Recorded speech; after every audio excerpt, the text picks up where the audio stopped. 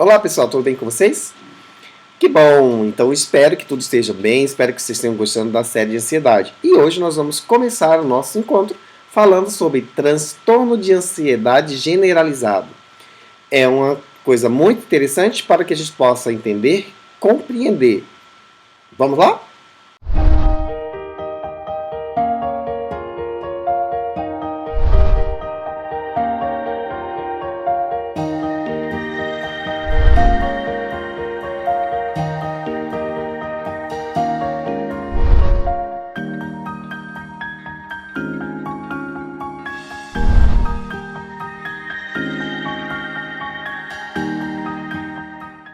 O transtorno de ansiedade generalizada, a gente precisa separar um pouco aí as duas coisas, né?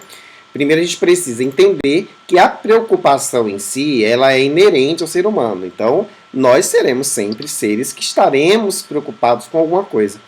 Mas é essa preocupação que vai garantir para a gente coisas e situações principalmente ligadas à sobrevivência, né? Porque imagina aí, se a gente não ficasse preocupado com a questão de alimentação. Então, quando a gente abrisse o armário certa vez, pá, cadê? Não tem nada, né? Coisas também ligadas à questão da vida. Aí estou com uma febre. Se não houvesse uma preocupação de a gente tentar entender o que causa a febre, nós poderíamos morrer porque estaríamos com infecção aí bastante séria, não é verdade? Então a gente precisa separar as duas coisas para entender, né? Entender que a preocupação exagerada com as pequenas coisas, ela é em excesso, né? É disso que nós vamos falar, que é o transtorno de ansiedade generalizado. Essas pessoas com esse transtorno, né? Elas têm a tendência de pequenas coisas ficar preocupada, né? E isso devaga na mente essa preocupação, levando a diversos aspectos sobre a vida. Então, assim, deitou na cama, aí a torneira está pingando, ping, ping, ping, ping. Não, vou desligar a torneira, né? Vou desligar a torneira. Levantou, ou seja, uma preocupação boa, né? Desligou a torneira. Aí essa pessoa volta para a cama e vai ficar pensando, agora a conta da água vai vir alta por causa disso, ela veio por causa disso, vai vir alta por causa disso, ok, né? Aí já vem, quem deixou essa torneira aberta, né? Mas será possível que não tem? Será possível que não viu? Aí, será que foi fulano? Será que foi isso? Mas quem foi, né? Então, você percebeu? São pequenos setores. A gente tem que estar preocupado, sim, né? A gente não vai deixar a torneira fluir, porque nós vamos ter um prejuízo financeiro, né? E também incomoda o barulho, ok. Mas ficar, depois que resolver o problema, ficar ainda devagando sobre ele, isso é uma característica do transtorno de ansiedade generalizada, né? Então, normalmente as pessoas que têm transtorno de ansiedade generalizado é taxado com uma sigla, né? TAG, T-A-G, né? TAG. Normalmente essas pessoas, essas pessoas têm umas características, porque a TAG dá essas características. Normalmente a pessoa tem uma tensão muscular, ela tem uma agitação mental, né? Ela está suscetível à fadiga, né, gente? Porque essa tensão muscular e essa agitação mental vai dar um pouco aí, né, de fadiga, porque é energia, né, desgastada. Apresenta alguma irritabilidade e tem uma dificuldade para dormir. Por que tem uma dificuldade para dormir? Porque ao deitar na cama, várias coisas acontecem, vários pensamentos vão vir, várias situações, fica a preocupação excessiva além do que se deveria, né? Então, isso é o que nós vamos chamar aí de TAG, T-A-G. Essas pessoas devem, né? Se você tem essas características, deve se atentar um pouquinho, né? Tanto que hoje eu não vou nem falar o que tem direto no DSM, eu trouxe aqui mesmo para a gente poder falar, eu mesmo vou trazer do DSM aqui, né? E falar para vocês o que o DSM diz para poder a gente caracterizar, porque é um dos critérios de DSM mais extenso para poder a gente ver, perceber, entender bem, tá bom? Então vamos lá. No DSM-5, não vou falar o CID desse caso, né? Vou falar o primeiro item para a gente perceber se existe aí uma pessoa com TAG, né?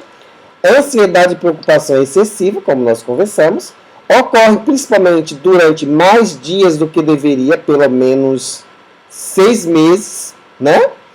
Em relação a determinado número de acontecimentos ou atividades, né? Como desempenho no trabalho, na escola. Então, ele está dizendo aqui que ocorre durante mais dias do que deveria, pelo menos durante 6 meses. O que isso simboliza? Que não, é o mesmo pensamento? Não necessariamente, tá, gente? É o conjunto de pensamentos que vai ser criado na pessoa. Mas a agitação mental, essa atividade dura esses períodos, tá bom?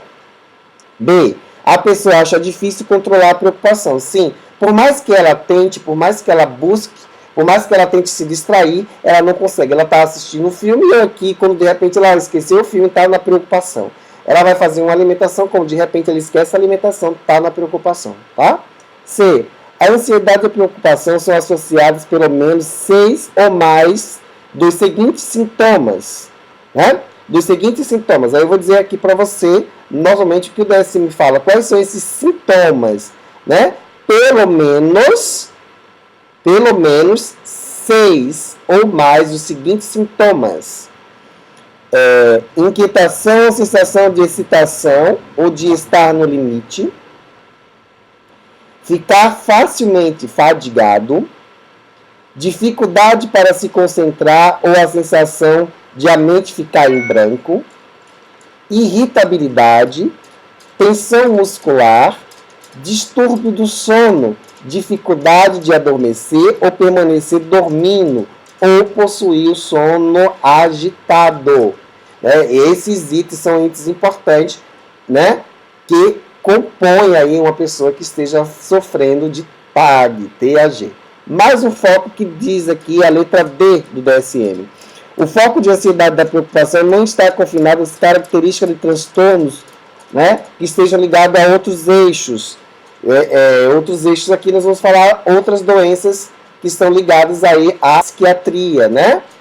Na dimensão mental, tá? A gente precisa separar, como transtorno de pânico, né? Não tem a ver muito com TAG, são duas situações totalmente diferentes, né? A questão da fobia social também, a gente precisa separar. Existe lá presente marcada a ansiedade, não quer dizer que seja uma TAG, tá bom? E a ansiedade, a preocupação, sintomas físicos, causa sofrimento ou prejuízo significativo na esfera social, ocupacional e em outras áreas importantes da vida. Por quê? Porque como essa pessoa está se preocupando com os mínimos, então uma pequena coisinha, gente, gera um conflito, uma pequena coisinha pode gerar um caos, né? Uma pequena coisinha pode levar essa pessoa a ter um desajuste total sobre aí a questão da sua mente, da polarização da sua mente, e as pessoas ao redor não vão ficar muito felizes, nem cá para nós, elas vão ficar um pouco aí chateadas com aquilo que está sendo vivido, não é? Letra F. Não se deve a efeitos diretos em uma substância química, né? Ou uma condição médica. Então vamos lá. Se você está tomando a medicação, é importante olhar a bula do seu remédio para identificar se não é sintomas da medicação, né? A contraindicação, ok? Se não é um sintoma, uma reação da medicação. Isso é fundamental, né, gente? Porque às vezes nós confundimos. É sempre importante ver a bula. Estou sentindo uma irritabilidade, eu vejo se essa medicação não causa uma irritabilidade. Porque senão a gente vai somando, você vai buscando aí auxílio sem necessariamente ser, tá bom? Aí a gente faz o teste. Procura o médico, suspende a medicação e aí vê se realmente deu continuidade ou apenas durante o uso da medicação. Não é isso? Bom, então isso é o que nós temos para falar e conversar um pouco sobre a questão da ansiedade, principalmente hoje nos transtornos de ansiedade generalizada. Espero que vocês tenham gostado, né, do nosso bate-papo. É um bate-papo aí de cunho muito mais informativo, né? Não estou adentrando de forma científica porque eu estou falando de pessoa para pessoa, não é? Então, se eu estivesse falando para estudantes, a gente iria acrescentar muito mais coisas. Se você tiver dúvidas sobre essa questão do transtorno de ansiedade generalizado, deixe o comentário que eu vou responder com todo amor e carinho. Então, grande abraço a todos e até o nosso próximo encontro.